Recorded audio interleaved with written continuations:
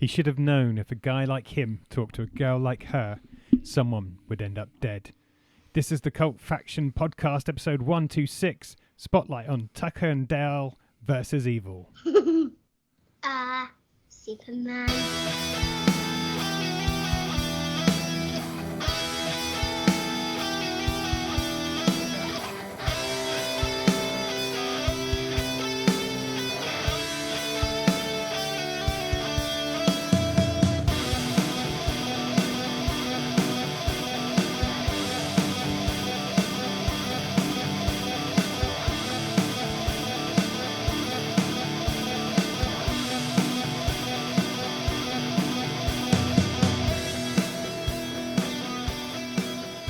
Hello, and welcome to the Cult Faction Podcast, episode 126, where tonight we will be shining our spotlight on Eli Craig's Tucker and Dale versus Evil. I am your host for this evening, Paul Hawkins, and as ever, I am joined by Brett Summers and Damien Hicks. But before we get on to shining our little spotlight and taking it from under the bushel, we're going to talk about what we've been up to and what we've been watching. But Before we go any further, I should warn you, I have terrible wind this evening. Oh, good. As opposed to... I meant to tell you this the moment I walked through, you came in the studio, but God. I've only just remembered because there's some movement, so I thought I'd better warn you now. Okay, so there's a yellow weather warning in the Cult Faction studio. There's a brown weather warning. Okay, so other than having wind, Damien, have you been up to anything worth chatting about? What have I been... Well, I've been to Peppa Pig World, stroke Polton's Ooh. Park, and now the really cool thing is, now they're that little bit older, more time is spent in the Polton's section than it is the Peppa section. Isn't that more walking? Yeah, but it's less boring. It's not huge. It's actually quite... It's grown No, considerably I know, in the last 2 or 3 years. It's not like walking years. around Disney World. I mean, No, he made it sound like, you know... You know, Krull or we'll just something. sit here while you go, no, they're lightning horses. No, they're 3 and 6, 3 and 5. They're not allowed on rides on their own, regardless of whether it's in Peppa Pig World or not. They're quite tall. Not tall enough. You have met them, haven't You you? can get them shoes. Yeah, but the shorter they are, well, I mean, we didn't have to pay for Chloe this time round, but that will be the last time that happens, I think. Because she's just under the cusp of that little bar they make you walk through. Does that mean she can't get on many rides apart from the ones in Peppa Pig World then? No, there's a few outside of Peppa Pig World she go on as well. So you make her stand there and Yeah. watch you. Chloe, hold the bags. I just zip-tied her to the fence whilst we went round on everything else. We're all going on this. You can watch. Don't forget to film us. But yeah, so that was cool. Anything from you, Mr. Summers? Yeah. Yeah, the brown warning you gave earlier is somewhat ironic. As yesterday, in fact, I was at my day job under my civilian identity out at school, and every so often now in schools they have a drug dog that comes round. Did you know about this? No, No. I didn't know about this. You know, like at the airport when the Yeah, dog will I'm come aware down, of what or a drug dog they is. have them at football grounds. Was it a and spaniel now- or an Alsatian? It was a kind of an Alsatian. Oh, I okay. don't think. Shame it Is wasn't a this- Shih Tzu. No, it wasn't. And I'm sorry. It was a sort of German Shepherd because I don't think you can say Alsatian anymore. then... Really? I Okay. think it relates to Alsace and the Germans and the. I was corrected on that before by somebody. I remember now. That just popped into my head. What- German Shepherds are right because that's not what they were doing either, was it? You know what I No. mean? Get in there, come on, get in the fence. You know what I mean? It's just I like wondered where we were going with Yeah. that. there we go. German, but yeah. So they knocked my door and said, "Oh, Miss Summers, do you mind? We've got the police on you and the police." And they kind of just go around all the classes. I think it's just every sort of couple of months they do it. Did they go around yours more than the others? No. Maybe we'll go round again, just in case. Well, no, they knocked the door and the police lady was there, and she comes in at the beginning and said, "Oh, everyone okay with dogs? No one's allergic to dogs? Anyone scared of dogs? Especially some, well, a lot of the SEN kids, they could be, you didn't Can I just, if and it's fine to and there's a lot look of, at the boat, but just move your microphone towards you if you're going to do that. So you then don't have to lean. It's like, okay. I'm just... I'm just going to tie it to my lip. Right, yeah. So anyway, she comes in and sort of asks and checks, because obviously the last thing you want is like a child with some sort of SCN need, like freaking out, shouting at a dog and diving at it with a pair of scissors or something like that. Yeah. Because, you know, it could happen. That was me using the force on Damien. Can you nearer the mic, please? Yeah, so she did all that, and then she's given it a walk round, and sort of right in the middle row, in the middle, all the kids are starting to laugh, going, oh, and it's year 11 as well. So like, and I was like, what? And I couldn't see because there's some kids sort of sat in the way, and then suddenly I sort of caught the position of the dog, and realised that this highly trained drug detecting thing that is, you know, was not, it'd given up detecting drugs. I know the dog's name, but I'm withholding it on here because of you know, protecting the innocent. Professional courtesy and protecting his identity. But let's just say that did he leave a present? No, for a dog that it was so easy to detect drugs, he was about to leave me a Mr. Brownstone. So you can maybe guess his name. But yeah, so this dog was and all the kids are going, and then of course it lays like its weight in turd in the middle of my classroom, totally disrupting Macbeth for GCSE Key Stage 4.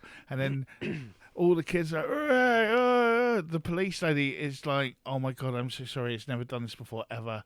I'm not even out at football or anything. I'm so sorry, oh my god, I can't believe this. They're trained not to do this.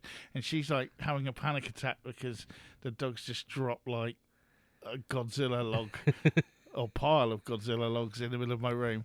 And then the SE, the leadership member who's come around with her has then got the bin and just turned it upside down and put it on top of it to cover it up, even though there was stuff in the bin. So I was like, yeah, cheers. Oh god.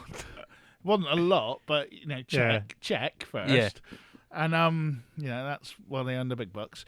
And and then yeah, so then the police lady like ran off and went and got like the scoopy bag thing, you know, when you pick up the poop. Yeah, poo bag type thing. So she picks it up. Did she then just leave it outside your door? No, yeah, hang it on your door handle.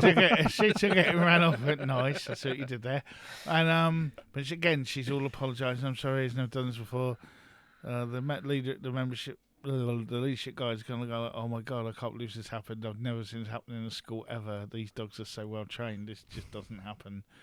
But what the best bit was, though, in between that is all the class done this like, let's put her. And then there was about 5 seconds where it was like silent, and then everyone was like, oh!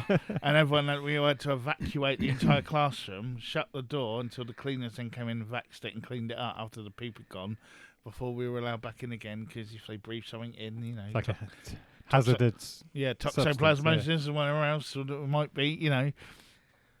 So yeah, that Macbeth lesson went well. Brilliant. But so have you got carpets in your school, in your classroom then?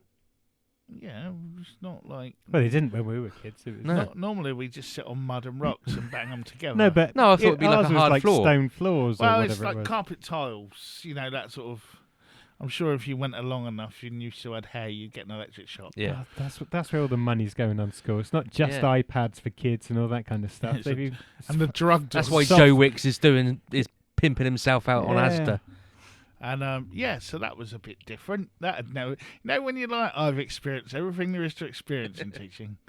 And again, then I saw the policewoman in the staff room a bit later on in the day, and she was like, I am so terribly I haven't even told my supervisor yet. She said, that doesn't happen. I don't know what it was, what he smelt, what he did.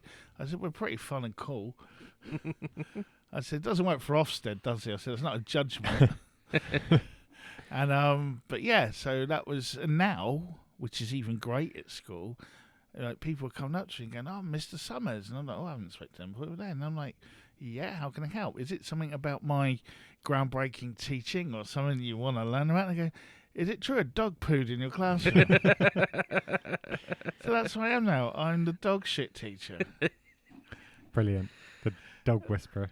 It wasn't whispering. It was definitely groaning. It was logging on. Yeah, it was. Yeah. There is a picture if you want to see it. No. You're fine. I'm just saying evidence. Because people will go, that didn't happen. Brilliant. So yeah, that was yesterday. Cool. All right, well, what we've been watching. Let's Watching a dog shit in my classroom. Damien, I'll come back to you after you finish. Brett, what have you been watching? Okay, what have I been watching? That's what I've just asked. We have... Oh, no, it's rhetorical. I have now finished X-Men 97. Oh, I know okay. it's been out a while, but we've been watching them at lunchtime at school. And I was sworn that I wouldn't watch them over the 6 weeks holiday and get ahead of anyone. So we have our little group to watch it, come and eat their lunch. Really good. Not necessarily for children. Yeah. There's a few swears here and there, and there's a little bit more... it's definitely matured more compared... The original series was quite mature, but this has gone up a notch. And, Unfortunately, they've turned down Rogue. See, I don't think they have that much. Oh, really? I mean, she isn't as... Curvaceous? Yeah, they've turned the curves down, but that probably just makes it a little bit more realistic. This sounds a little bit quieter. Are we okay still? No, it's fine as long as you're talking to the Okay. microphone. I'm talking right in the microphone. Yeah, and Just sounds that in my ears. It sounds quieter. You're fine in my ears. Yep, and Okay. mine. Yeah, so really good. I like the storylines they've done. They put a lot into that last series, and if you're a big X-Men fan, I'm sure you've watched it already and you liked it. So I can't wait for season 2. I know there's all sorts of hoo-ha with the creators and the writers and the guy that got sacked and all that, but I waited 30 years for a follow-up series, so I don't give a toss's writing it. Just make me another one, please. So that was good. Did you want someone else, or did you want to come back to me? Let's go to Damien first Okay. of all. Second of all, I was first. All right, whatever. I will take you first to BBC or BBC iPlayer, depending on whether you watch weekly or Can you talk in the mic? binge watch. Shut up. Binge watch it or not. I want to say Sleeper. It's not Sleeper. It No. is Night Sleeper. Night Sleeper. Yeah, I too watched that. I You am watched not it all? familiar with this. Yeah. Tell me more. So basically, they said real time. I don't quite think it was. Is Not it the old, not is in it the real 24 time where cents. 45 minutes equals an hour? Not even that. Jack Bauer time. Yeah, So more or you've less. You've just come back really loud now. Then that's an issue with your headphones. Cool. You swapped them again. No. That's right. Carry on. Anyway, So it's in real time. so it's real time. It's the heart Ish. of Glasgow night sleeper train that's heading down from Glasgow down to, Oh, I did see London. the trailer for this. Now you said about it. Yes. and it gets like hackjacked, not hijacked, hackjacked. On the computers. Yeah, and then so it's just basically it's set on the train and in the cyber security headquarters, what you call them, place. GCHQ. That's the Can fella. I check, is it allowed to slow down? It's a mixture of speed and Die Hard on a train. I can To deal with some that. extent. Silver Streak. no. Oh. It's obvious, but it's adrenaline-filled fun. I quite enjoyed Yeah, it. don't no spoilers, please. No, 'cause I I do wouldn't- want to no. watch this. Coming Yeah. from Brett. Yeah. Why didn't you just take us episode by episode through the series, Damien? You said deep dive. But Yeah. it's full of all the cliches. So every programmer or hacker is on the keys like this. It's like I work with quite a few coders and whatnot, Yeah. and they don't do that because they're watching the screen intently what they're actually coding. Because obviously one dot, one Yeah, Parenthesis. comma, parenthesis out of place and sometimes fucks it up. They'll type about 4 things rather than 800. Yeah. Yeah. Don't get me wrong. They type quickly, but they're not doing that Yeah. tapping on the screen whilst looking at another screen. So and I think I spotted a couple of downloads when it should have been uploads, but that's just my geeky head kicking in. Nerd. But it was an enjoyable 6-part adrenaline-filled romp of a train journey. I'll give it that. Yeah, I thought it was alright. That should be on the poster. It was alright for a BBC Yeah. Sunday night viewing. Yeah. So all the episodes out now, is it? Like, Yeah, well, it's yeah, on it's all iPlayer. on iPlayer. I play. Yeah, cool. And they did a good job because it's full of red herrings. You do almost suspect or it points you in the direction of suspecting every single person that's on the train or in the office. Well, that's what a good one should do. Yeah, but the problem is, it's just painfully obvious from episode 1 about who the protagonist really is. Okay, I shall. But it's good compared to a lot of the stuff that is out on terrestrial TV. Yeah. Yeah, because I've got bored with a lot of the normal, I guess, policey kind of things. The Death in Paradise and the Death in Paradise universe. Is that what we're calling it now? Is that a thing now? I think it's got enough spin-offs it's 3 now. series now.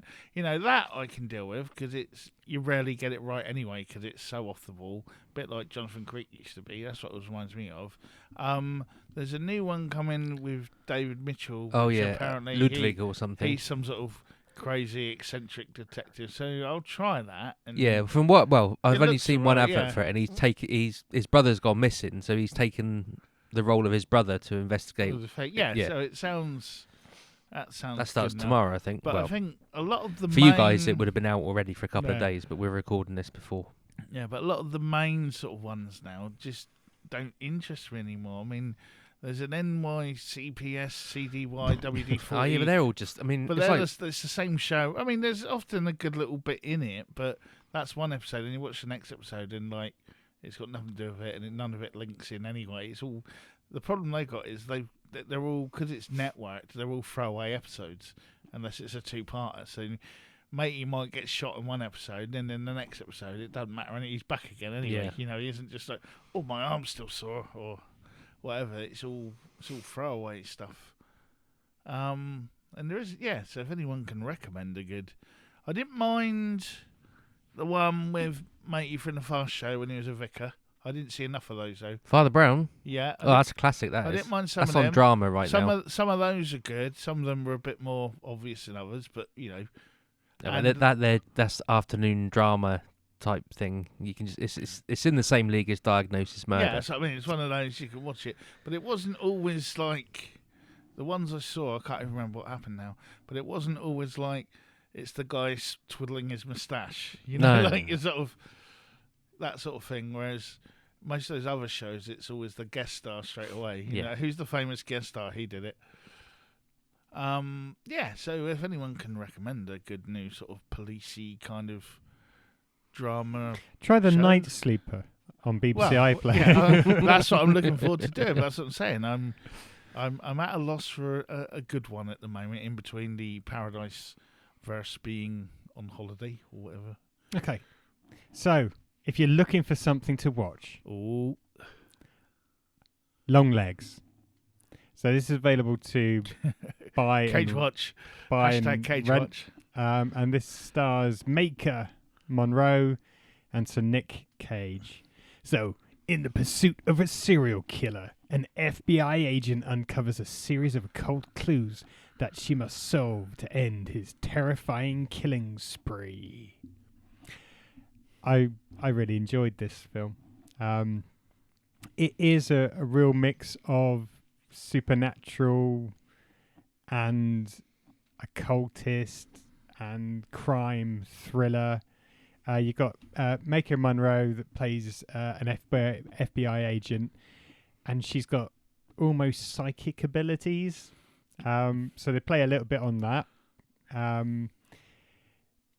I don't think it gives anything away because on most of the trailers and most of the hype and spiel, you kind of know Nick Cage isn't particularly a nice person in this film. But he really gets a chance to go full Nick Cage, wearing latex masks, lots of different costumes. He's really, really good. Does he go full Wogan Nick Cage? So he goes Nick Cage, but in an actory kind of way, if that makes sense. They've given him some direction about what he should be doing as Long Legs, but yeah, you need to see it to believe it. It's not as full. It's not as mad Nick Cage. It's more him trying to act like a serial killer that's a bit effed up. But as I said, definitely worth the watch. I'm a cat. I'm a creepy cat. I can't really talk too much about it because it gives it away. Yeah. But fair enough. Definitely, that is on the list as well. Definitely give that a watch. Damien, back to you. Oh, back to me. Okay. Well, so the is it?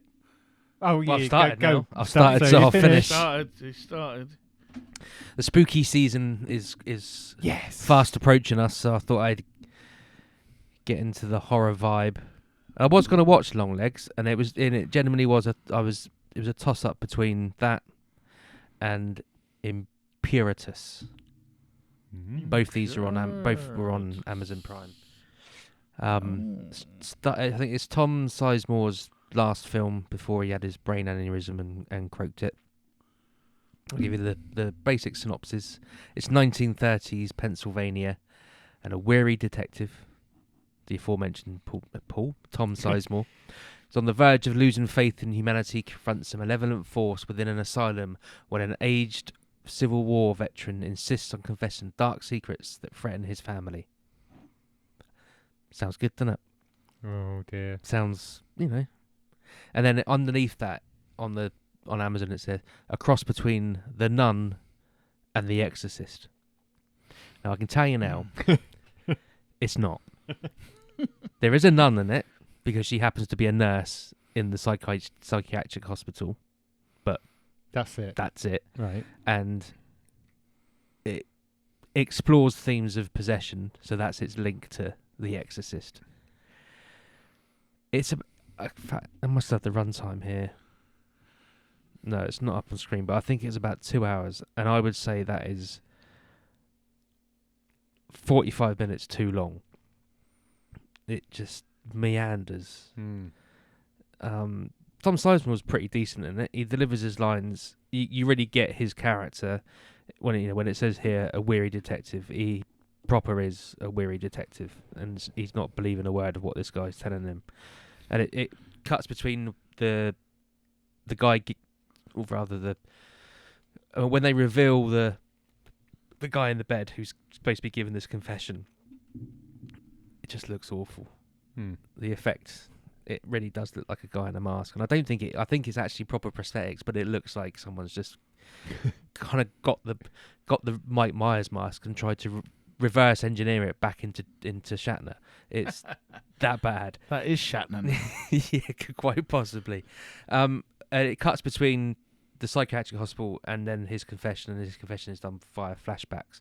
You don't like flashbacks? Not particularly. No. And if anyone's ever, if anyone knows the story of the Bell Witch, then it's a basic rip-off of that original, urban legend. So why didn't you horror. say it's like a cross between the Nun and that then?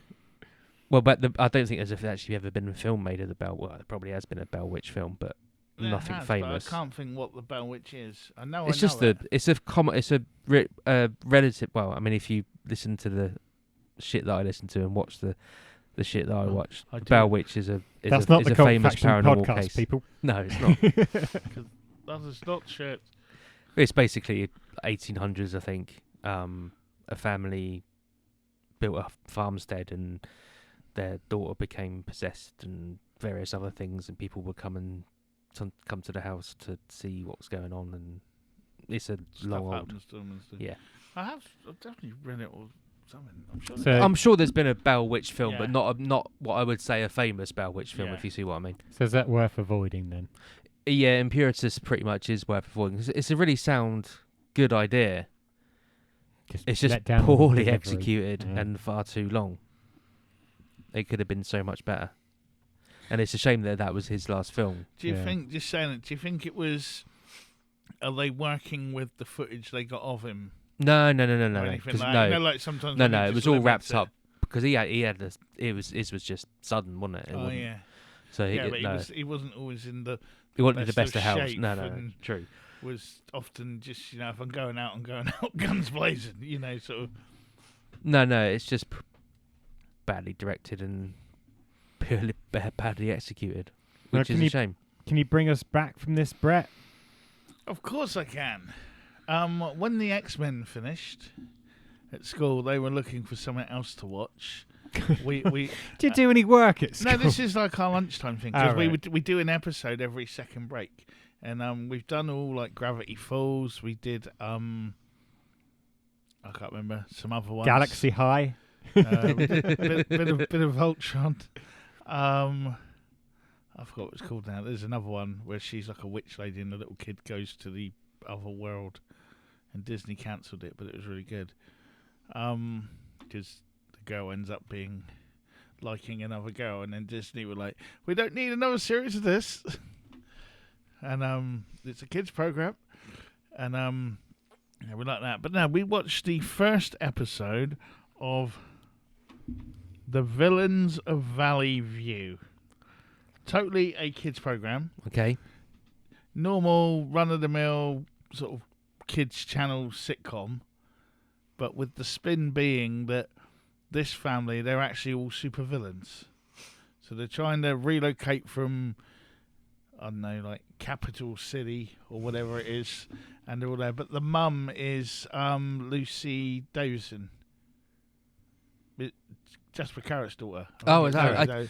And that was why I was like, oh yeah, all right, we'll watch this one. I thought, nice to see her still working. So I didn't know she'd done anything. I know she's in Wonder Woman and that, but I hadn't seen her in much else. And that Sabrina, the remake of Sabrina, she was in that. Yeah, she's one of the aunties in that. Oh, right, okay. So she's doing stuff. And I mean, not that she needs to. I mean, the family's minted, thanks to Who Wants to Be a Millionaire. Yeah, but I don't think we'll watch it again, but it was for a kids show and that kind of thing, and the supervillains and all that. It was all right. I mean, they've got a really great thing where the youngest son, he gets his power. He's the only one who's got power, and it comes in the first episode, and he's now a shape changer.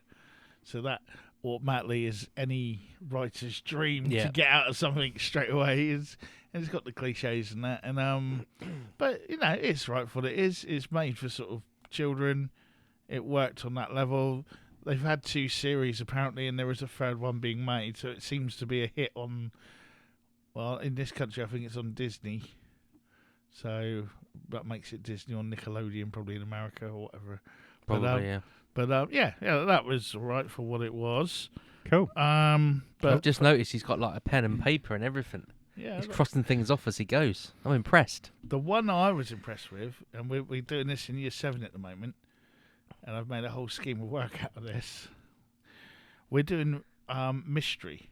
It's the theme of mystery novels, mystery, whatever, and the elements of the story that need to be put in place for the mystery to be solved, and there's like a formula and that sort of thing. That's what we're teaching, and then the second half is then they will write their own mystery. So we're analysing ones at the moment, and well, actually, no, we're not analysing. We're solving the mysteries. Are you watching Scooby-Doo? We are watching Scooby-Doo because. Well, it's Year 7. No, it's Year 8. Sorry. So you can't go to. I don't know what age that is. I'm no good with that. Second year at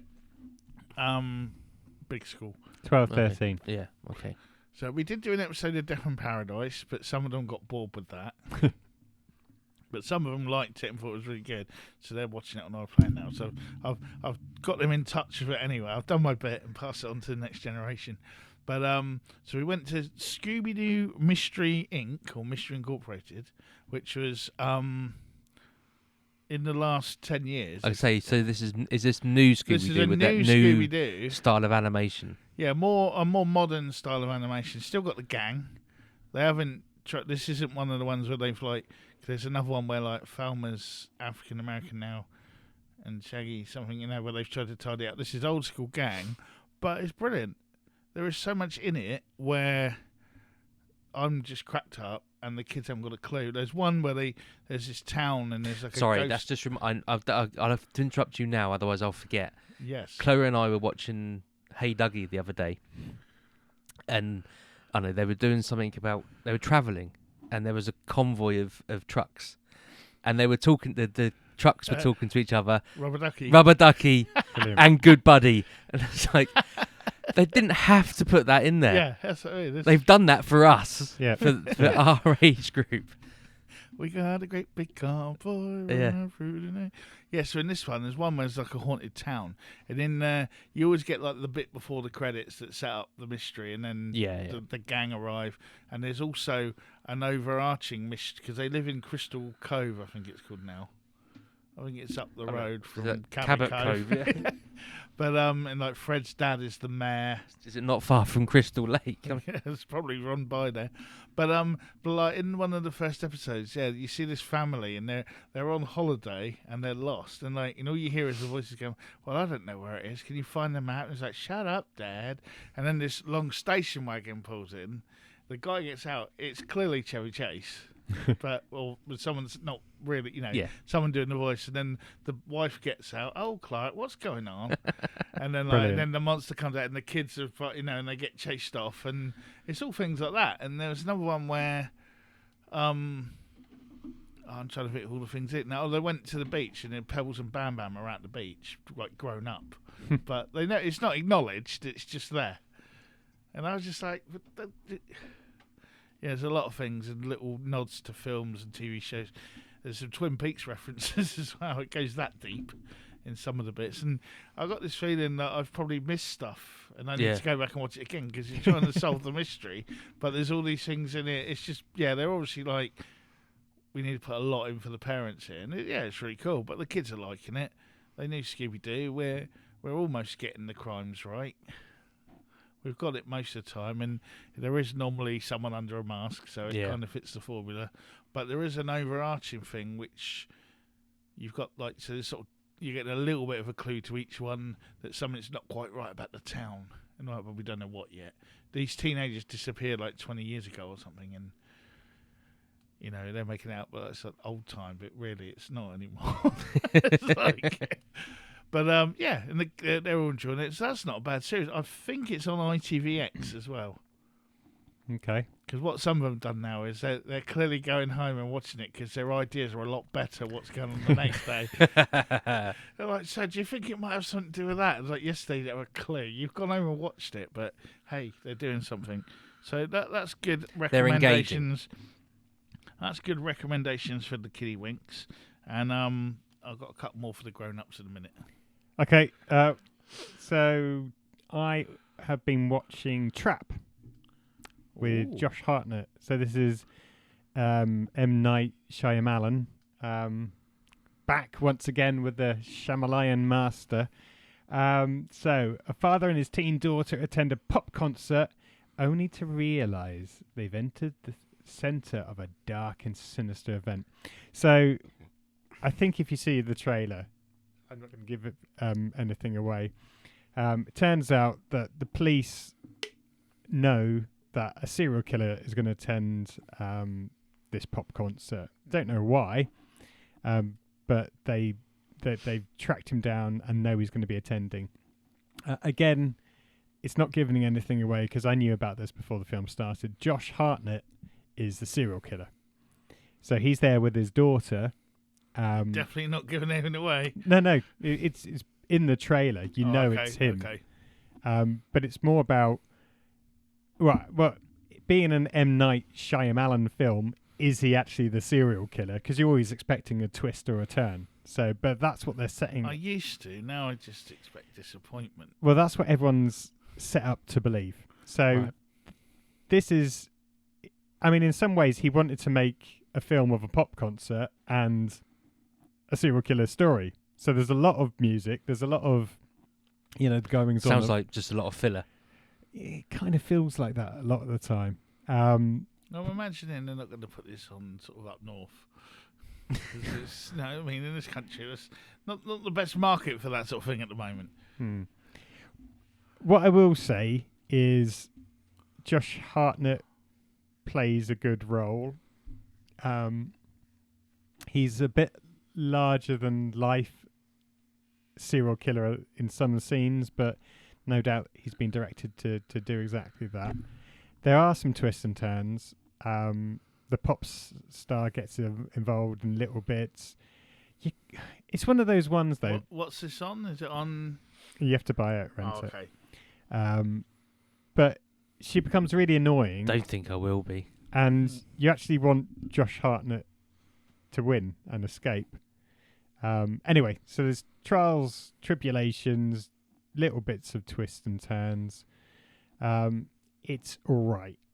I just kind of liked it, I think, because it was trying to do something a little bit different from a serial killer thing, i.e. he's literally trapped in a stadium, and they know he's in there, as opposed to like spending 2 hours of film trying to hunt him down and trying to... Seven style. Yeah. So they know he's there, and this is him trying to escape.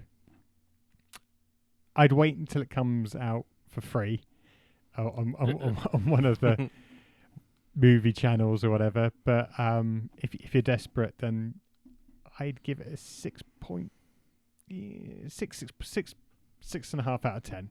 It's not brilliant, but it's better than some of the M. Night Shyamalan films that he's produced recently. I didn't mind the one on the beach. It's probably called The Beach. Yeah, that was alright. Age or something. Old. Old, that's it. Yeah. Oh, that was it. That was alright.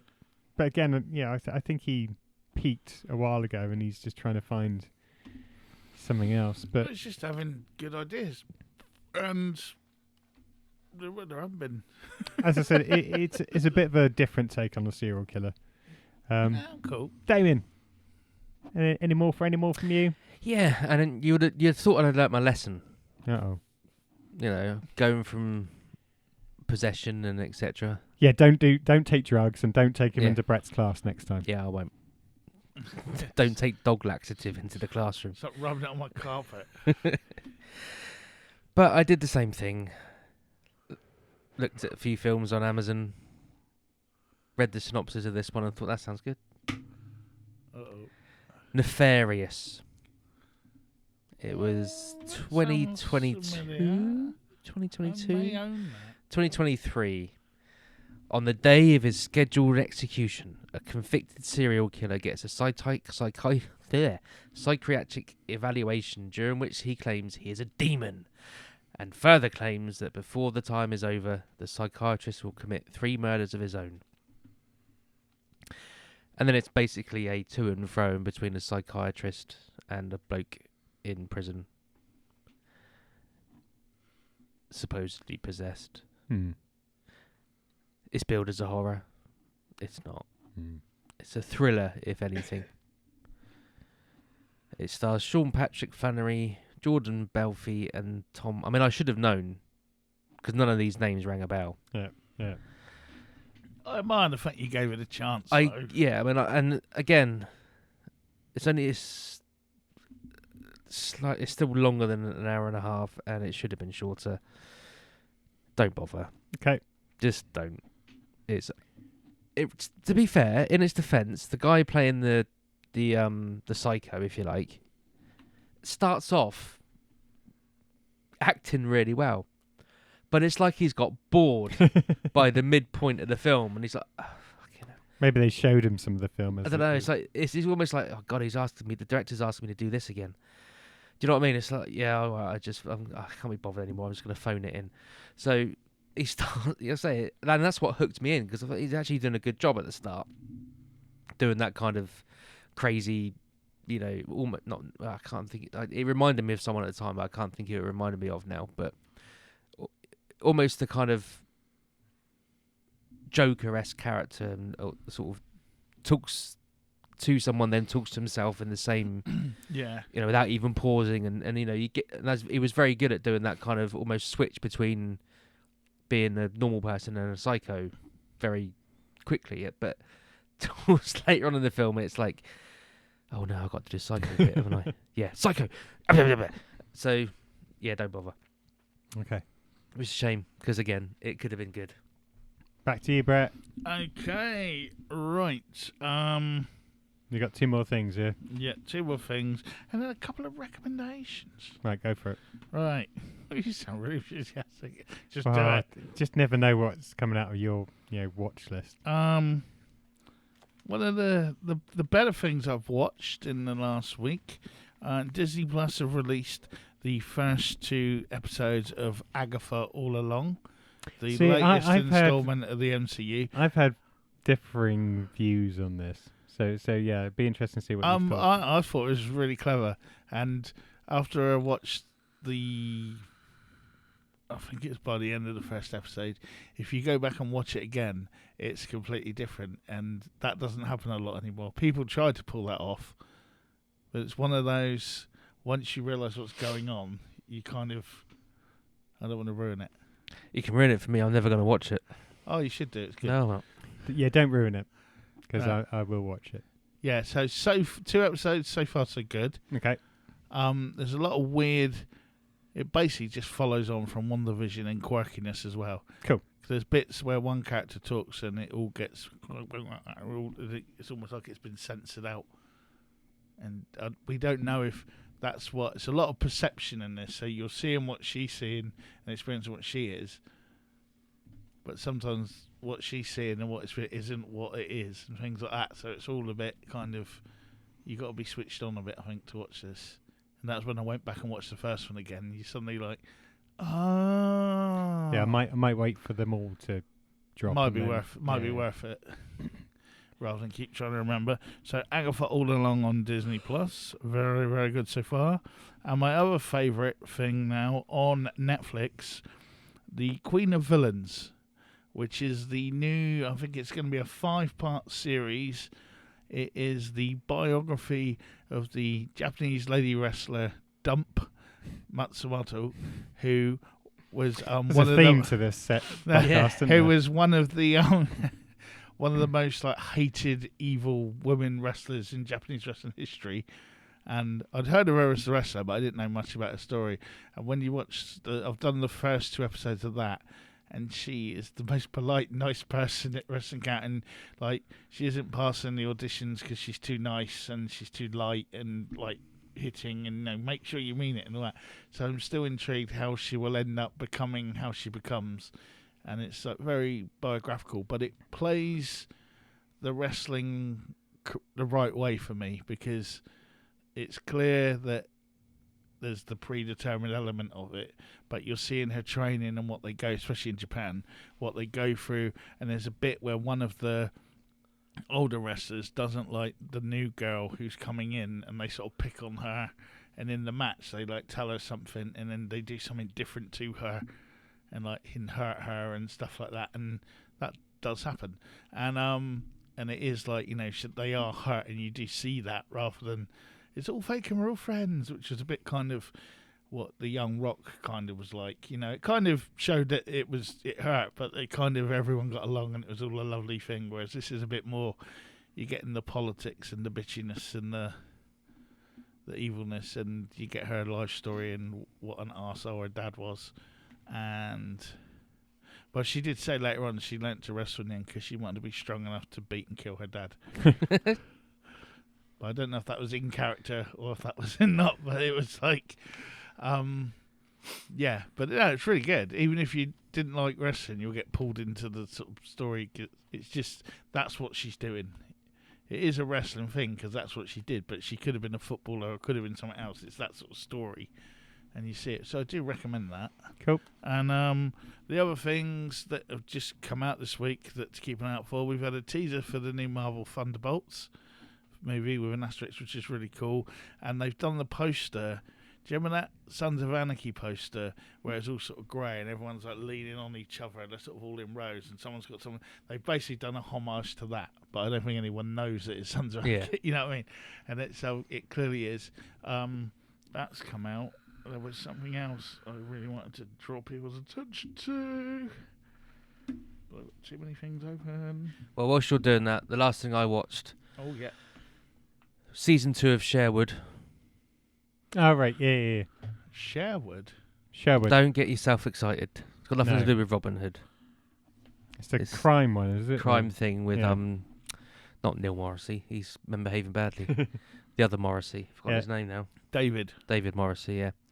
The first season was centered around this sort of ex-mining village and uncovering some of the stuff that happened during the miner strikes with undercover police and etc. etc. And that was pretty decent. That was pretty good. This one tries to do something similar with the kind of looking back in the past, but it's just not. It's not as good. Hmm. And his character, he's now left the police force and is working as some sort of liaison between police and gangs, go like visiting boxing clubs and stuff like that. Being one of those sort of we got to cut this off at cut the snake's heads off at the start, wherever it is. But it's just not very good, so don't bother. Okay. Last thing for me. I've certainly been the person I've watched stuff, so you haven't had to this week, haven't I? Well, Borderlands just dropped. No, Twisted Metal was alright. So Twisted Metal was good. Borderlands, so obviously based on the game, I think. Kate Blanchett's in it, Kevin Hart, some other people, Jamie Lee Curtis. Jack Black, of course, is doing a voice of a robot. I fell asleep. I haven't gone back to it yet. It wasn't great. It really was not very good. I'm not alone in thinking that because it's 4.5 out of 10 on IMDb. But I paid for it now, so I will go back and watch it. Go back and watch it. Yeah. Summers, you were going to say there was something to keep an eye out for. Did you manage to find out what that was? Yes. If you haven't, it's no problem. We're done. You can mention it next time. No, it needs to be this time. Because I've got the email, but I can't find it. Bear with me a second. You can pause for a second if you want. Talk amongst yourselves. Anything else you did? We didn't actually ask what you did. Oh, so it was the wife's birthday. So we had a party. You were there. Oh, it was, yeah. Yeah. Bit of a quiet one because lots of people were ill. But we had a nice. Well, me and Emily enjoyed ourselves. Yeah, we had a nice night. And it was nice not being hungover the next day. So yeah. I don't get hangovers, so. There it is. Okay, so Brett's found it. Right, so a couple of other just recommendations of things upcoming. They can't hear you. A couple of other recommendations for things upcoming. Hellbound, which we reviewed way back, has got a season 2 hitting Netflix. A Japanese thing with the demons now when they came and attacked them at school. Yep. That's coming back for a season 2, and the trailer looks good. Squid Game drops Boxing Day. Squid Game season 2, so that's going to be cool. There's a new one called Teacup, which I believe is coming to Apple, and it's a mystery horror thing, and it looks really weird. There's like a dude with a freaky gas mask on, and it all looks a bit mysterious. The Platform 2 as well has come into Netflix. Does anyone remember The Platform? Is that where they're stood on? Stuck on it's a got food. all the food and all that. Yeah. There's a second one on that coming, and that again looks good, but it looks like it could also be very similar. But hey. There is also a new film coming out soon called Seven Cemeteries, which stars Danny Trejo. Hey. And I'll just give you the buzz. In a recent parolee, Danny Trejo gets a Mexican witch to resurrect his old posse so that they can help save a women's ranch from a ruthless drug lord. Cool. What else do you want? Zombie A-Team. Yeah. And also, the other news, which is coming very soon. Anyone remember a little film called Psycho Gorman? Yes. Well, the people behind that have got a new release coming out soon called Frankie Freako. After calling a late-night party hotline that promises out-of-this-world fun, uptight yuppie Connor Sweeney must battle the pint-sized forces of evil that get unleashed through his phone line, led by the maniacal rock and roll goblin Frankie Freako. Cool. And that's out pretty soon. I like the sound of that. We may have a review of that coming up. Brilliant. Yep. So so that's what I've been watching and what's coming up. Thanks, Brett. Cool. Slow Horses is back. Yeah, I've been waiting. Yeah, I'm not going to watch them until they've dropped, but... Yes, I want to watch that too. I saw the first one. Don't watch Gogglebox. That's all I don't watch Gogglebox anyway. I do, but I wasn't expecting that to be on there. Oh, right, okay. But to be fair, the bit they showed, I was right. Fair enough. That's all I'm going to say. But yes, I think they're going to be doing what they did within the Line of Duty on that, where like every week you just see the next twist. So I was like, well, I just deleted them all in the end because I don't need to watch any of it now. So your little warning there. Cool. Spotlight. So, Tucker and Dale versus Evil. It's a 2010 black comedy horror written and directed by Eli Craig. He did Zombieland and a couple of other things. It centers around a well-meaning hillbillies who are mistaken for killers by a group of clueless college students who are camping in the woods. The film was made on a budget of around $5 million. Production began in June 2009 with the casting and actors, and shooting started a month later with post-production starting in October of that year. So an average turnaround for a film of this length and size. The film premiered on 22nd of January in 2010 at the Sundance Film Festival and received a limited release in the United States. The film was distributed by Magnolia and received a limited theatrical release in the US on the 30th September 2011. On its opening weekend, the film grossed $52,843 from 30 theatres. It grossed $250,000 in the US and managed to bring that up to about $5 to $5.3 million outside the US. However, it was nominated for several awards and even won some, including Best Film at the Sitges have I spelt that right? Sitges Film Festival, the Audience Award at the SXSW Film Festival, and Jury Prize for the Best First Feature at the Fantasia Festival, plus a few others and lots of other nominations as well. It's got positive critic and viewer reviews. I think on IMDb it's something like a 7.5 or 8 out of 10. Rotten Tomatoes as well is quite decent score. The cast: Tyler Labine, who's been in Rise of the Planet of the Apes, Monsters Uni, Reaper, For All Mankind, even some Voltron. He plays Dale. Alan Tudyk, who's pretty much been in everything. Or his voice has, at least, who plays Tucker. Katrina Bowden, who's been in Piranha 3DD, Sex Drive, and a few other films as Scary Alison. Movie 5. Yep. Jesse Moss, The Uninvited, Final Destination 3. Wolf Cop. Wolf Cop, thanks, Brett. Okay, so this didn't make a huge amount back at the box office, but it looks like that's not necessarily the film's fault for a lot of this. They only got a limited thing, didn't exactly. Yeah.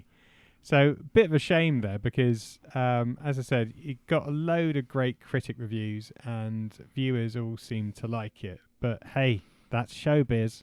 It did have as well, just on my cast notes, it did have a bit of a Power Rangers connection too. Go for it. It had Jason, the African-American gentleman, was played by Brandon J. McLaren, who was Jack Landers, and he was the red SPD Ranger in Power Rangers. And Eli Craig's wife, Sasha Craig, who's the news reporter, she was Kelsey Williams, the yellow light speed ranger. So he's definitely got something for suits and helmets. And I didn't even realise until I was looking at this that Eli Craig is Sally Field's son as well. So it's like, Nepo baby. Potentially. Well, again, he wrote and directed it, though. Yeah. Yeah, but, you know. But had a few legs up here and there. Yeah, you know, he's got that Cannibal Run money, hasn't he? So, but he's done a good job. Okay, so memories. Have you guys seen it before? If so, when? Yeah, where? I have it on digital versatile disc. I thought at the time there was this one. There was Todd versus the Book of Pure Evil. There was Stan versus Evil, and there was another one of a similar. Oh, Bruce, the one with Bruce Campbell. Whatever that was called. Ash versus Evil or something like that. Ash versus Evil. And this wasn't in the top 3 of any of those. I didn't hate it, but there was a lot of other stuff I actually liked Stan versus Evil better, which was the grumpy doctor from Scrubs, John. Yeah. Well, see, that's what I thought you were talking about last week when you said this film. That's what came to my head. I'd never heard of this. I genuinely didn't know this film existed. Cool. So that's the purpose of the podcast. Who's the Jump the Shark guy? The Fonz? Ted McGinley. It's his cousin. He's the grumpy doctor from Scrubs. Yeah, I know you mean. McGinley. Yeah, McGinley. I was trying to remember the surname. Oh, right. Okay, sorry. Yeah, sorry. And so This is the funny thing is I think of Office Space, not Scrubs. Oh yeah. I forget he's in that. Yeah, He's one of the auditors. Yeah. Okay. For me, I was in Ireland. It was, I think, everyone else had gone to bed apart from Shell's mum, so we were watching Sky. She had put something on, just flipped over, and this started, and just found it really funny. I know it's good. It was just at the time there was a lot of. It's okay. We can get to that. We can get to that. It had a lot of stiff competition at the time. That was all. It's okay. No doubt you'll tell us about the pacing, whether it's on or off as we go through the film. Well, as we review the movie, yes, we might. So let's crack on and walk through the film. Oh, it's not me first. No, it's Brett first. Yes, it's me. Right, let me just. I'm just readjusting because I'm reading it off. And that gives me an opportunity to say to those listening and watching, don't forget to like and subscribe for more of this seamless professional content. Click the shares. Click the shares. Okay, the film begins with a reporter and a cameraman, who may or may not be the director and his wife, being murdered before. Then we go back in time to the preceding events. It's 3 days ago, and there's a group of college kids. Allison, Chad, Chloe, Chuck, Jason, Naomi, Todd, Mitch, and Mike. And they are camping in West Virginia. While at a creepy gas station. Yeah. Well, I forgot what I was going to say now. Sorry.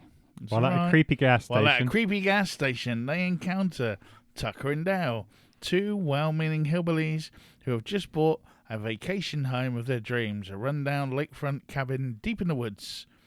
On Tucker's advice, Dale tries to talk to Allison because she's caught his eye, but because of his inferiority complex and appearance and probably the reaper that he's he's carrying, kind of whacking great big scythe. This only scares her and her friends. On the way to the cabin that Tucker's recently bought, they are pulled over by Sheriff Gurr, who warns them of dangers in the area. So, nice establishing. I quite like the Reaper thing because that was kind of what he was known for when this came out. And Matey was pretty much just Steve the Pirate at this point, wasn't he? Pretty much, yeah. He hadn't been in. That's the first thing I remember him ever being in that I noticed him in Dodgeball. And I mean it's a nice introduction. You get the usual. The scene. Yeah. You get the typical kids horror gang off to the lake. Yeah. Some are a bit more friskier than others. So it gives you an idea who might get killed first. And creepy sheriff, creepy town. And it's also almost got that Wayne's World camaraderie between Tucker and Dale, where I don't know which one's which. Do you know what it reminded me of? Fred and Barney. Yeah. Yeah, I got a Flintstones vibe off of because it was that kind of, oh gee, Fred, well, yeah, okay, Bard. And Tucker's apparently the ladies' man, trying to give Dale all this good advice. It's like, no, you seize the day and you go for it. And then obviously, when the way to the holiday home, that they've been like building up all their dreams to have their own holiday home. One of Dale's drinking a beer. Tucker's drinking a beer, and the police stop him over, and there's almost the. I thought they're going to get. Well, the gag that you think they're going to do, they don't do they? Yeah, yeah. It's a bit of a shame. Because he's got his shirt off, he's bending over in front of him. You think, are they going to go there straight away? And they don't. And it's and that might be a metaphor for the rest of the film, but let's see. Ooh, okay. Intriguing. Okay. So Tucker and Dale arrive at their decrepit cabin and begin repairing it. Nearby in the woods, Chad tells a story about the Memorial Day Massacre, a hillbilly attack which took place 20 years ago. The college kids go skinny dipping where Tucker and Dale are fishing, and Allison, startled, hits her head. Tucker and Dale save her from drowning, but her friends mistake her being abducted. Mistake them, yeah. When Allison wakes in Tucker and Dale's cabin the next day, she's initially scared but gradually befriends them. The other college kids arrive at the cabin to save Allison from her psychopathic captors, and Chuck runs away to get the police. He almost goes flat on his face as well. Yeah. Because at first I was like, oh, he's falling, and then it cuts. I'm like, oh, he's not supposed to do that. No, then it cuts back and he's running perfectly as if he hasn't fallen over. Yeah, I spotted that as well. While Dale and Allison are inside the cabin, bees attack Tucker as he accidentally cuts a hive, causing him to frantically wave his chainsaw around, which the college kids misinterpret it as hostility. They scatter through the woods where Mitch accidentally impales himself on a broken tree, killing himself. After finding Mitch's body, Chad persuades the others that they are in a battle for survival. This did make me laugh. That running it, yeah, the bee. I mean, it's this is where your horror card bingo comes out, isn't it? You know, because you've got your Evil Dead cabin, then you've got your Texas Chainsaw Massacre, and it's almost because he's been stung by bees, and probably the deformity as well, and then just I don't know, the random death was just But nice. I like the bit. It was nice. So they're both running and they're actually parallel with each other, and it's just looking at him. It looks at him. Just like, and I don't know if you're because I can't remember exactly where it is, whether it's in this scene or a bit later or the next bit. But he comes back and he's just like, the guy must have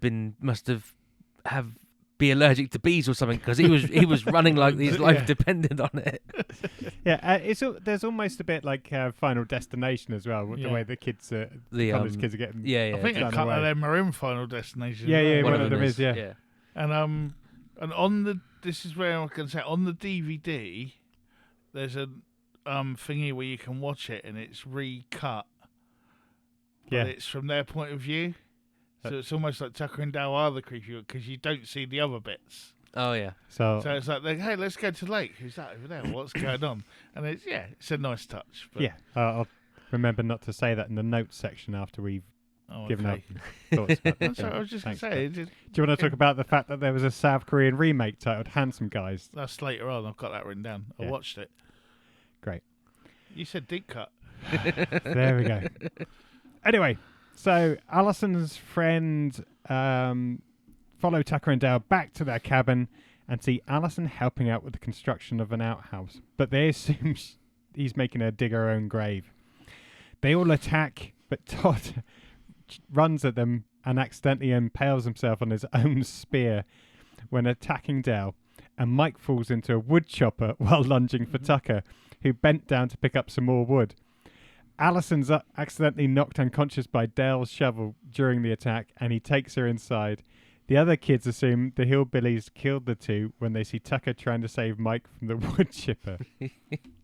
I'll pull him out. So again, one of the things I like about this is, again, there's no messing around, because you kind of think, how are they going to turn this to an hour and a half? But to quote Brett, it feels like it's really well paced, and you get them all killed off in a relatively short time. And I don't know about you, Soulless Summers, but I was laughing out loud. Yeah, and the amount of films that make me laugh out loud, I could probably count on one hand at the moment. So I was just impressed that it's still making me laugh. I know, it was a cool bit, and I like where he's just there with like the legs. Yeah. Like, what? And I think he even says, "Oh my God, are you all right?"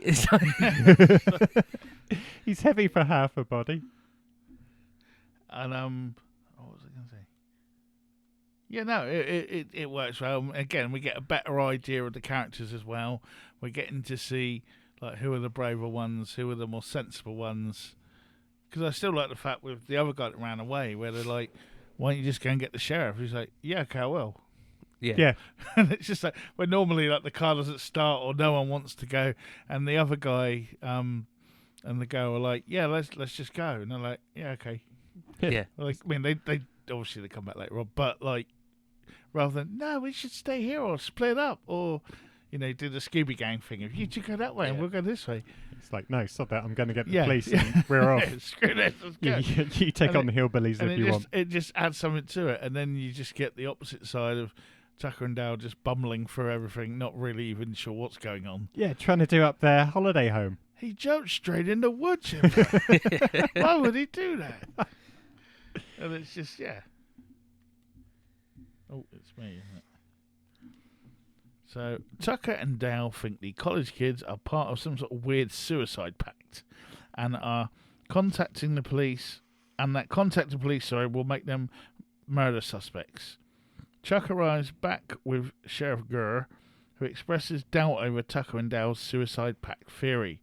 Sorry, but I like the bit because he goes, how do you think that's going to play out? Oh, Sheriff, we're having a hell of a day. And then he virtually repeats it verbatim when the sheriff turns up. I don't know, it's just, that really did make me chuckle. Oh, yeah. Gurr goes inside the cabin and accidentally kills himself with Chekhov's loose beam that was mentioned earlier. Mm-hmm. Then Chuck dies trying to threaten the hillbillies with the gun, only to shoot himself, that was the weakest one so far, because I thought I wanted him to like fall on it or drop it and then shoot himself in the head, because it was just like, But it done what it needed to do though, and the reaction of the guys in the car was almost like they didn't tell them that was going to happen, because they all kind of jumped, and it was like, he done himself.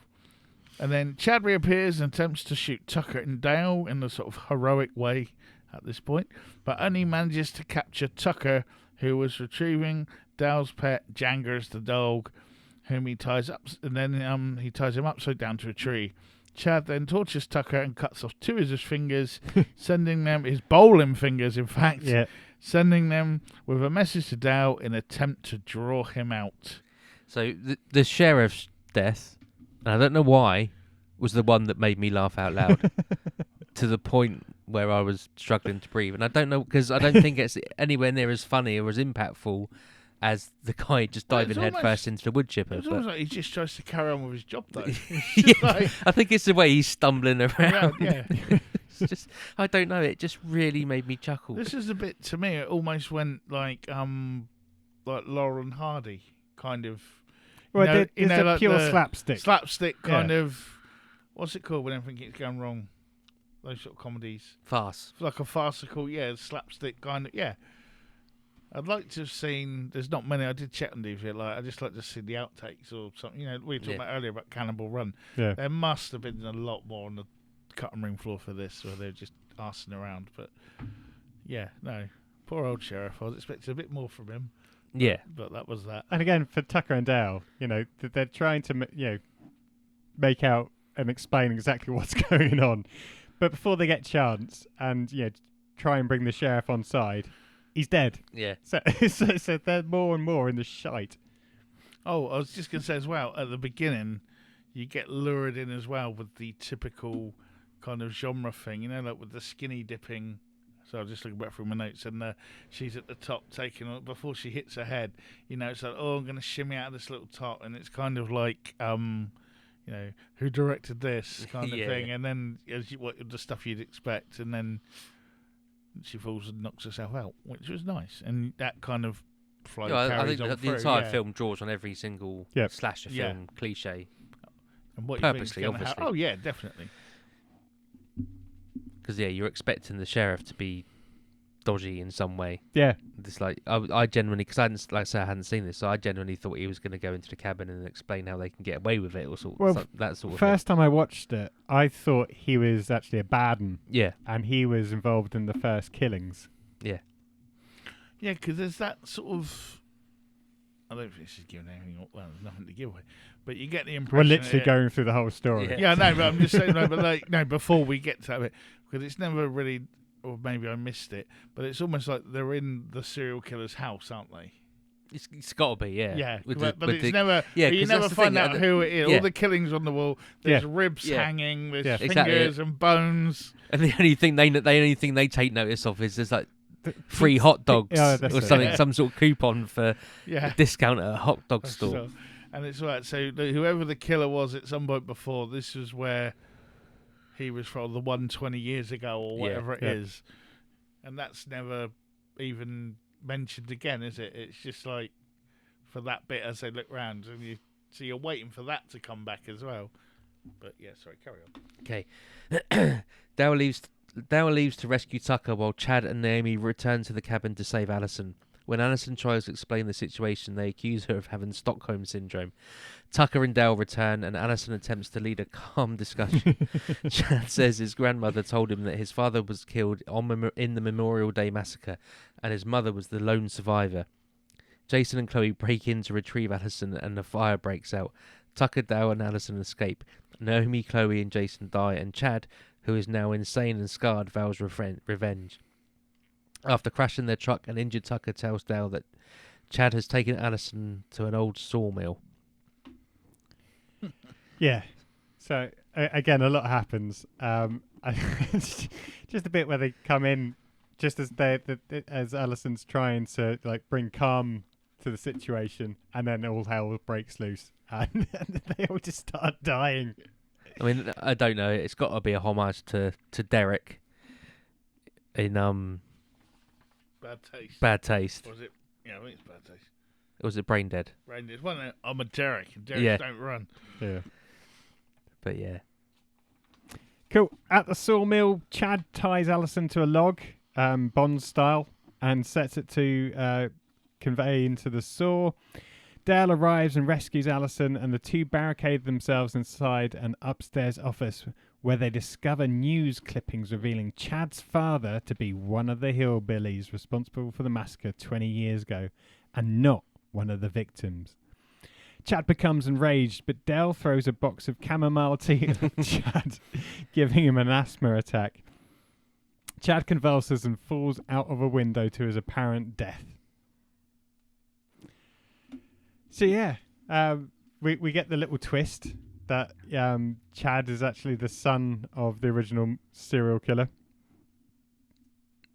And yeah, just a nice little bit of slapstick with the chamomile tea. Yeah, because that was mentioned very briefly earlier. Yeah. A nice callback to that. I forgot as well we got your friend. See, look, they're threatening us. We got your friend. Yeah. And that sort of thing as well. The miscommunications. And the Michael Myers death at the end where, he falls out the window down. And then when you look, he's not, well, we don't know that yet, but you look at it, he's not there. Kind of thing. Classic Michael, Jason, You name it. all of them. Yeah. Bit of Deliverance thrown in with the Hicks and the Hillbillies and all that. Yeah. Yeah, it was just lacking a banjo. There could have been a banjo in it. So I was going to bark. So the police and the news crew arrived late at the cabin and broadcast a news report stating that the deaths appear to be the result of a suicide pact and a deranged killer who is revealed to be Chad. And he'd survived the fall. The reporter and the cameraman are the same two from the film's opening, so you know what's going to happen there. Tucker watches the report on the news while convalescing in the hospital. Dale enters and they discuss Tucker's recovery. Tucker asks Dale whether he managed to invite Alison out on a date and is happy to hear the two of them are going bowling. And Tucker's got his fingers sewn back on. Well, he has some fingers sewn back on. He's got fingers now anyway. Yeah. Later that night at the bowling alley, Dale encourages a fellow hillbilly to talk to some girls and to just be himself. As Dale and Alison confess their feelings for each other and kiss, the other hillbilly accidentally knocks out a girl in the background, starting a new misunderstanding, and it's kind of dragging her off unconscious, which is, a little bit uncomfortable. But I like the fact that he's now passing on the knowledge that he gained onto the next one. And I did like those bowling shirts, but you can't find them anywhere anymore. That's a shame. Yeah. But yeah, so it sort of goes full circle back to the start with matey, was it Craig being the lunatic? Oh no, Eli Craig, sorry, he's the director. What was his name? Chad. That was it. I knew we were going to see Chad being the guy, the deformed weirdo you see at the beginning, before it then cuts back again. Yep. So we talked about a couple of the points in regards to special features and the remake. Brett, you might tell us what the remake was like. Handsome Guys. Eli Craig has been working on a sequel. However, by sounds of it, this was some few years ago. Oh, I've got loads on that. And he didn't really get past the first writing of the script. Alan Tudyk read it, and I don't know whether they're still pursuing it, but that was that. Oh, I've got all sorts of quotes on it. That's been going back and forth for ages. But yeah, South Korea remade it under the name Handsome Guys. And it basically, you had a tough guy and a sort of sexy model guy who were like hanging around South Korea. And rather than rednecks, they were kind of boys about town kind of thing. You know, as I say, you got the hard one who knows all the gangsters and all that, and the model guy who's like the celebrity type one. And the misunderstanding comes when it looks like the girl dives and knocks herself out again, and they try and help her, but they think that she's someone, I can't remember if it's a Yakuza or someone's, I'll write it down right there. But basically they think that they kidnapped her. Right. And the whole thing is them trying to like help her and get her back, and they don't realise that they think she's kidnapped, and everyone's trying to get to them from all different angles and do it. And from what I could make out of it, it was quite funny. and it made $12.4 million. Oh. So it actually did better than Tucker versus Dale. But it was changed enough, and and they end up, they want a European dream house. That's what they're going for. Like you say, with the original, it's been going back and forth. There was going to be a comic at one point as well that didn't happen, and the last big comment on it was from where's she gone? The girl, Katrina Bowden in 2021, who was like, she wanted to do one where it was like 15 years later and where they've got on with their lives and all that, and but again, that was something she was hoping would come out, but it was talked about, but nothing happened from that. Yeah, the original script, I think they basically said it was shit and binned it. And she's still fishing for one now about what was happening 15 years later, because everyone else has moved on now. Yeah. And she's still tied to that at horror conventions. But it got bounced around for a long time, and everyone was commenting it at different times and things. But I think they told the story. A lot of time's gone past now since the first one, so and they've all got a lot more irons in the fire. Well, yeah, the two main guys have. Yeah. Cool. Okay. Opinions, Damien. I enjoyed it.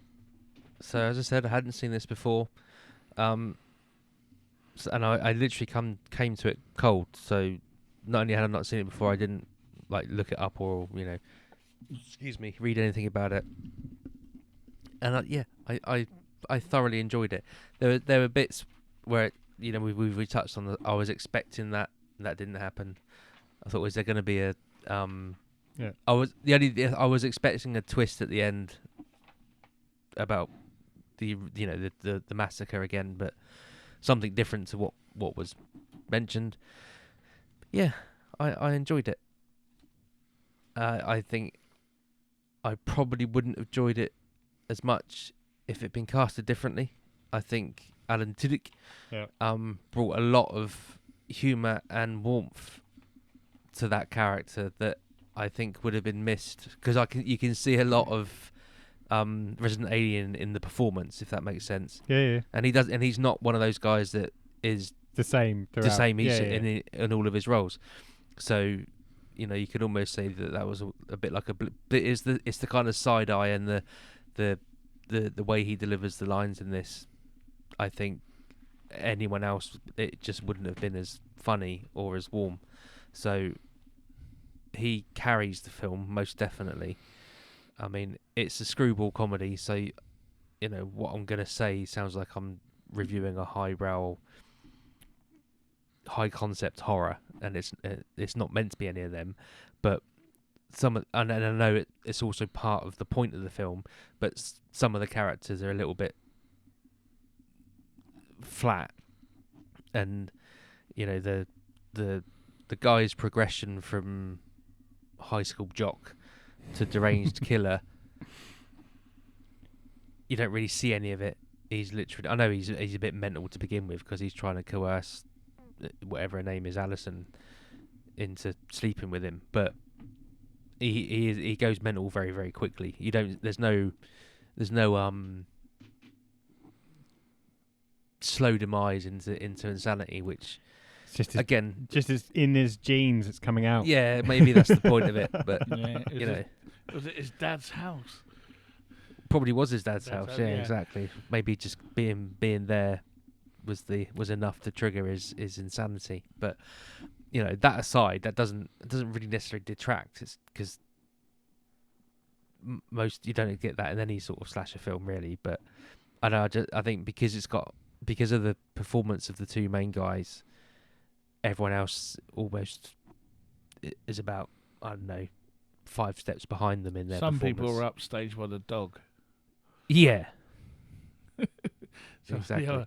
And again, they are playing, like you said, they are playing cliche stereotypes. Yeah. But go on then, Brett. No, I liked it. I just felt it at times it was lost in what it was.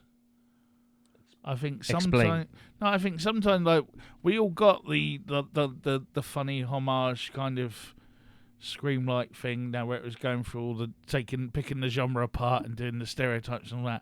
But I think sometimes it didn't go far enough, and then there were other times where I think it tried to make itself a little bit serious again, but and they kind of got lost in between sometimes. When it was funny, like the bits we spoke about. But there were other bits where it was kind of, okay, should we be scared now, or should we be laughing at this? And it wasn't clear either way. And I don't think they knew how to act it either way either. Not the main two, but like the other guys.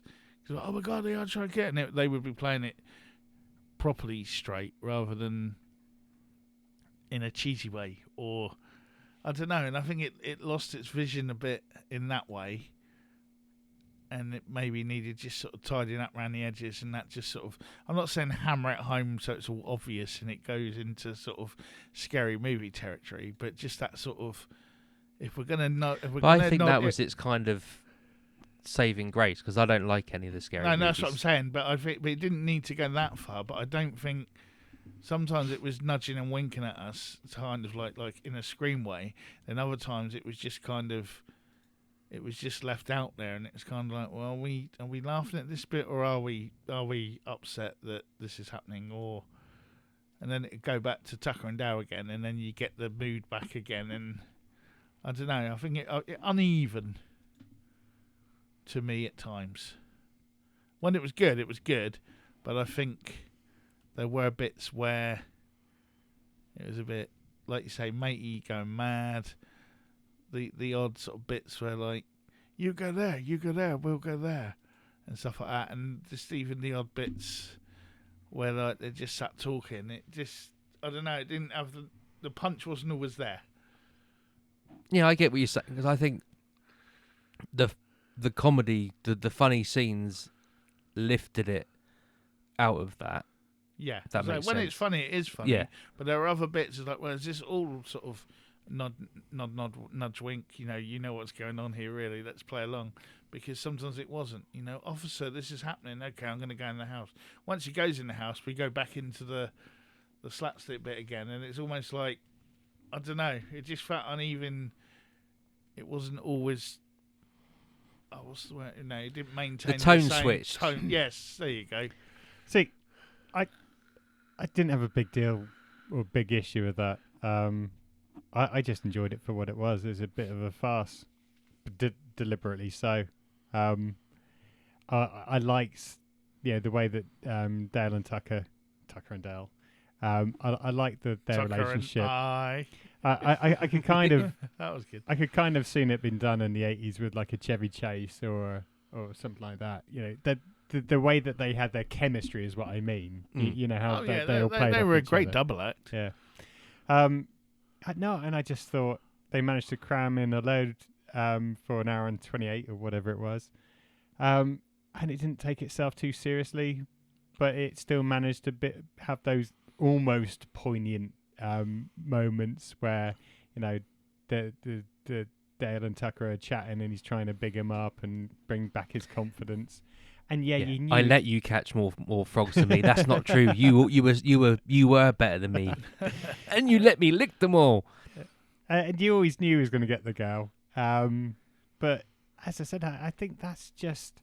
Oh no, it was still enjoyable. But I mean, if you go and watch like I said, like Stan versus Evil, which is sort of a similar thing at the time, that he was just sort of deadpan all the way through it, and.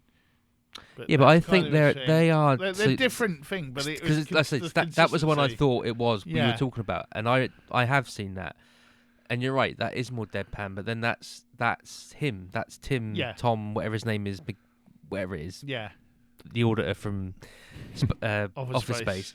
That's his shtick, if you like, and that's what makes that film funny. But they're different in tone. Dale versus Dale and Tucker is a consistent thing, but when it's Dale and Tucker, it's good. When it was everyone else, it kind of, I'm crazy. I'm really sad. I'm really serious now. We need to get out of here. We need to get the sheriff. And it was just kind of, then it go back and go, yeah, you know, and it was just sort of like. Again, I just kind of saw that as the point. I see that as the point. I'm not to be argumentative, but I think that is kind of the point of it, is that because you're seeing it from two different angles. So the Tucker and Dale is jovial. Yeah. We're having a hell of a day. We're just going about our business, and they're supposed to be shit scared. So the I get that. It works at the start. Your light relief, and there's your horror, your but drama. I think once that we've got rid of the sheriff and the feet and the wood grinder, whatever we call it. I think after that, once we get to the bit of like the face to face and the counselling and all that bit, which that bit is funny, that gets lost because it all sort of becomes one movie and they can't work out which bit it is. Oh, so you're saying the final act. But more once they all get together. Yeah, but that is the there's a little bit, because the other ones, there's the fire and the other deaths and the burning it. But I think once everyone comes together, it loses that. We're just two hillbillies having fun. Oh, we're scared of them. You know, it's like, and it just jumps about a bit to me. Fair enough. But I still liked it. I'm just saying, I wasn't like always in tears as much after that. It was kind of okay. You're right. I think you're right there. It doesn't. It's the comedy gets lost after the lawnmower bit. I think that was the last time I laughed. Right. Okay. So let's see what that turns into in regards to scores. Then I don't know whether it's going to beat Class of 1999. I think it's a safe bet. Well, let's start with Damien. Okay. So, as I already said, Tudyk carries the film, and his performance is brilliant. The comedy, the scene, there's 3 laugh out loud comedy moments in that. The wood chipper, the lawnmower, and the sheriff's death. And I don't know why the sheriff's death made me laugh so much, but it really did. Because out of the 3 of those deaths, his is the less dramatic, or you know, he just leans over and whacks it, and nail comes and hits him in the head. I don't know why. And the best bit, they go, no! Yeah, and then he just stumbles out. It just, I don't know. It just really made me laugh. So that and Alan's Tudyk's performance raises it above, because I'm not a fan of spoof horror, really, with the exception of American Wolf in London, which gets the tone exactly right between the horror and the comedy.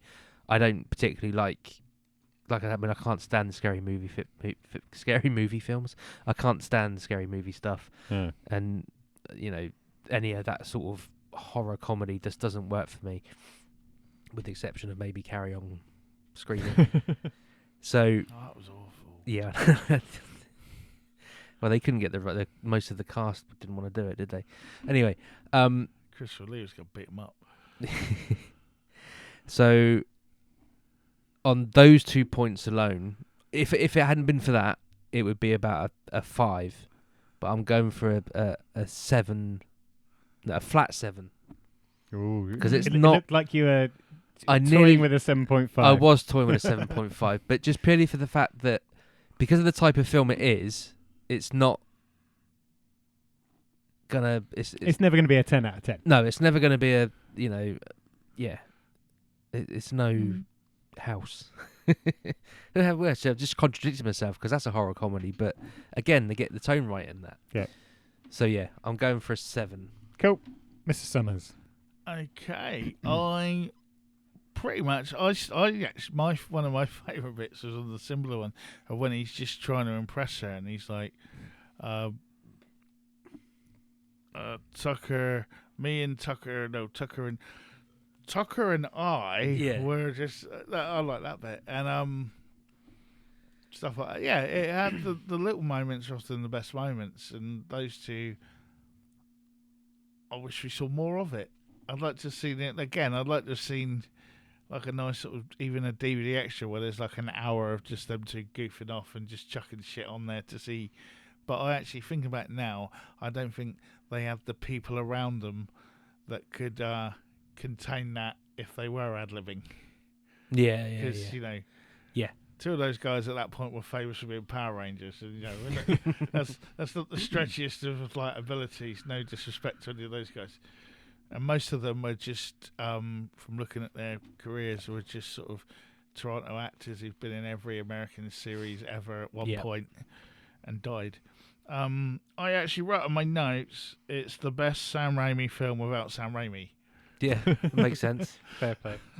And so I'm going to give it a solid 6. I think it's a very good upper mid-card film. Upper to mid, top of the table kind of film. It just, I think that bit where it fell short somewhere is where that connection with people didn't happen, and we didn't get as much Tucker and Dale merchandise as we got Bill and Ted and Wayne and Garth. Mm-hmm. I think had both of them been in the final act in the sawmill, they could have got more comedy out of that. Yeah.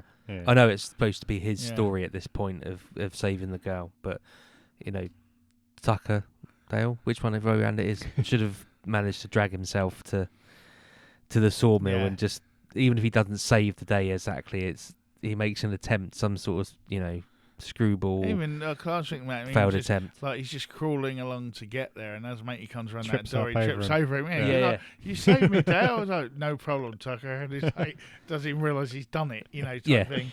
Exactly. And it's just, Cool. Stuff like that.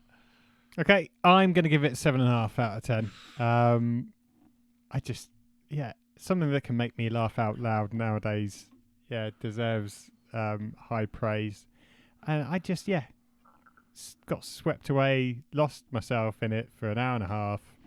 And I think it did exactly what it set out to do in the space of a short amount of time. 7.5 out of 10. Yeah, I get it. Mm-hmm. Yeah. I mean, I'm trying to find a fault because it can't be up there in the upper echelons of. No, but that's the problem. If we were doing it on pure comedy horror genre, with then it might get more. But I can't justify more than that.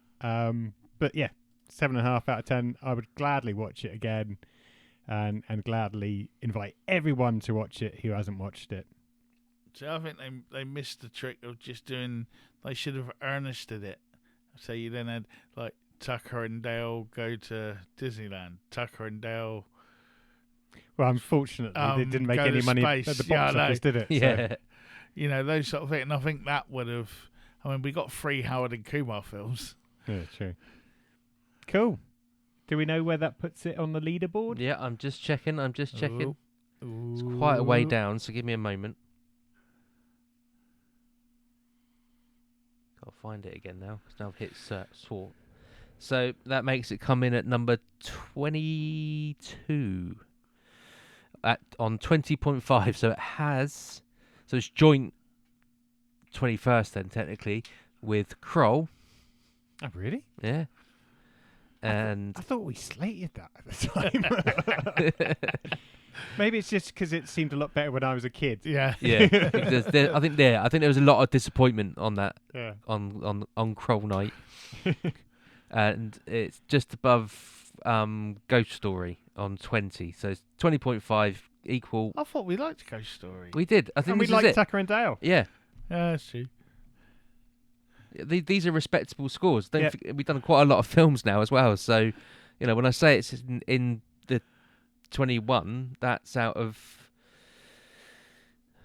See, I'm still scrolling. We've done 58 films. So yeah, it's 58 logs filled. Yeah, yeah. That's a good point. Yeah, there's still some that we need to go back and get the scores for.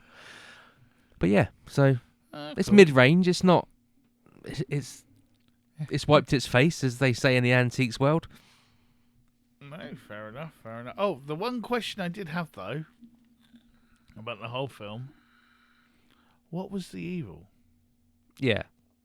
See, this is why I was expecting something else to happen. A kind of Kruger-esque I've style got my person theory. to come and pick his hat up and go, sort of, just even in some sort of way to convey that he's passed down that gene to the son, sort of thing. Just something. Is that not the thing, though? So, yes, there's all this rubbish stuff happening, but at the end of the day, you've got a serial killer's kid that has reprised his dad's role in killing people. Because even at the outset, he's not a nice guy. No. And he's already planning what he's going to do to Alison, whether she likes it or not. Yeah, but I don't think that's the evil. What is the evil, Summers? I think the evil is the judging of others. Because that's what messes up the whole thing to begin with. And on that note, kid, that was episode... No, I like that. I like the theory. That was episode 126 of the Cult Faction podcast, where we put their minds being blown. Where we put the spotlight on Tucker and Dale versus Evil. But now it's our time to choose what we're going to put our spotlight on next time. And I believe... Very good. I believe it's... I don't know where that came from. This channel was a pheromone from the 19th. Brett's just become a mugwai. I believe it's Damien's choice. It is my choice. Now, the spooky season, as I mentioned earlier, is fast approaching. And I've managed to watch 2 badly executed horror films over the last couple of weeks. So, executed. I am taking you all back to 1987. Ooh. And I'm pretty certain this has got Stephen. Yes, it has got Stephen Dorff. I knew it did. I am taking you back to 1987. Some kids left at home alone accidentally unleash a horde of malevolent demons from a mysterious hole in their suburban backyard. Oh, this We is, are going to watch Oh, it's in the basement and it comes out. The Gate. Yeah. Okay. It's been a long time since I've seen that. Blimey. What's in the gate? Cool. Okay. So in 2 weeks' time, I'm excited. What's that on? It's if we're on playing Prime. at home? So Yeah. and it's a Is it freebie on Can Prime. I just say, I logged on to Prime today and it said, did you have a moment to do this survey?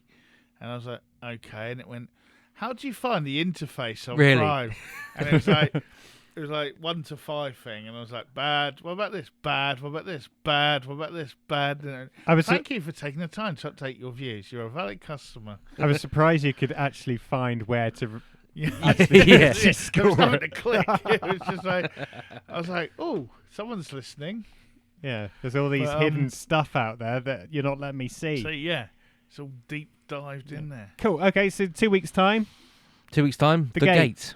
The Gate. And we will be in the full swing of spooky season by then, I think, maybe.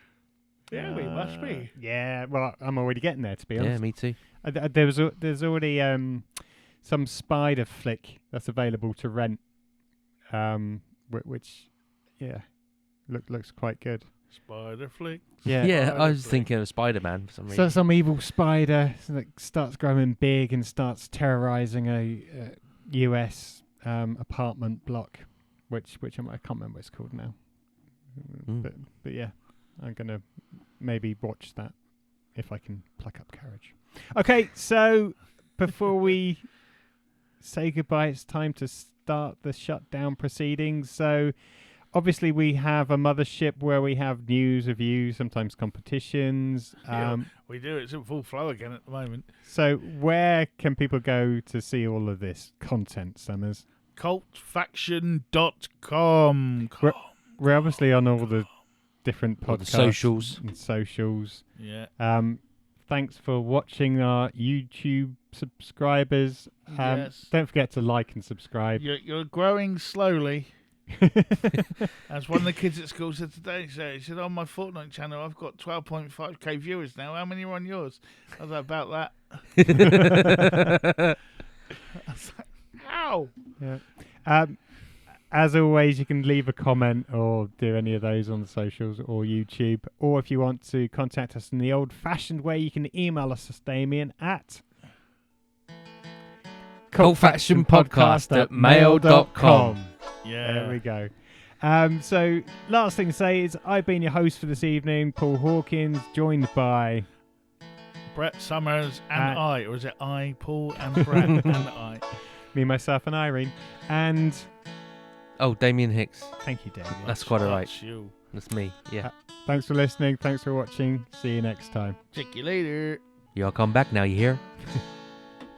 You sure got a pretty mouth for a country boy.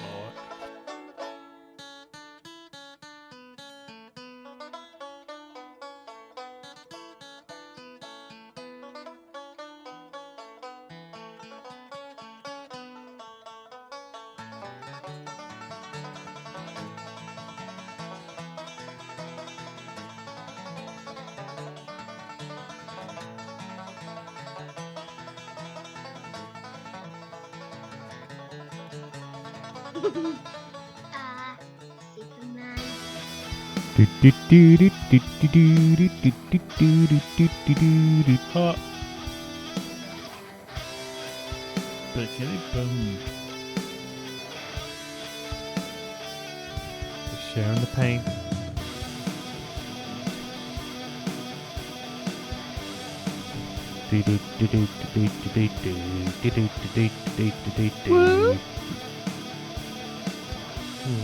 Tits. Blown away by my timing, eh? Yeah. Speechless is what I am. I'm about the same. I think I got about. Ooh, Fanta.